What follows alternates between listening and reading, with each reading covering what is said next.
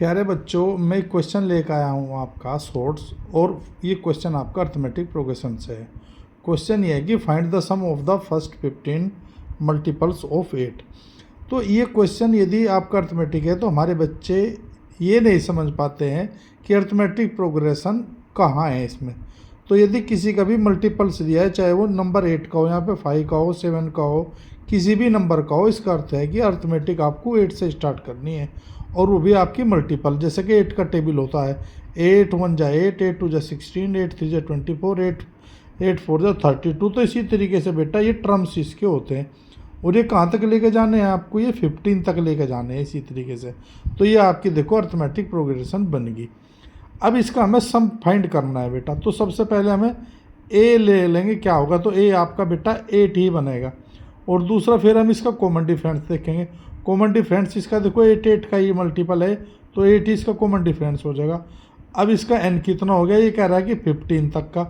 अब ये S N है, यानी कि बेटा ये एस 15 पूछ रहा है आपका कितना होगा।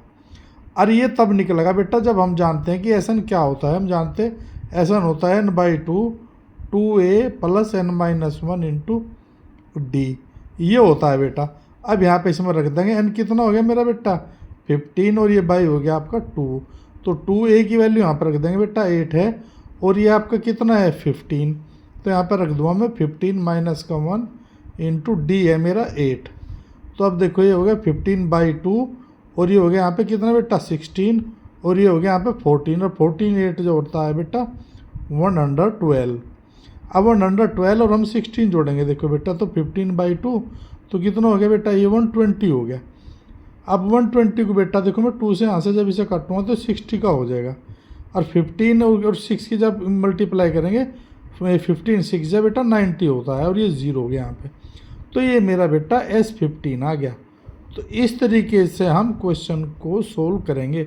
तो किस तरीके से भी क्वेश्चन वो दे दो मल्टीपल्स का, तो सभी क्वेश्चन बेटा आपको इस तरीके से करने हैं। एक क्वेश्चन पेपर में ज़रूर आता है, ये मल्टीपल्स का ही रखता है क्वेश्चन वो, चाहे वो स्टैंडर्ड का हो बेटा, चाहे वो बेसिक का। मैथ में कोई फ़र्क नहीं होता बेटा बेसिक में और स्टैंडर्ड में।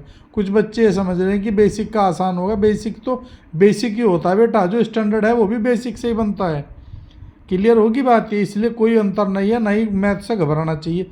मैथ जितना सब्जेक्ट आसान आपको नहीं मिलने का, टू द पॉइंट लिखना है, टू द पॉइंट उत्तर देना है, बेकार की बात इसमें नहीं लिखनी होती है। क्लियर होगी बात, इसलिए बेटा मैथ को अच्छे से पकड़ करो, बेसिक समझो और क्वेश्चन करते चले जाओ, बड़ा अच्छा लगेगा फिर आपको भी।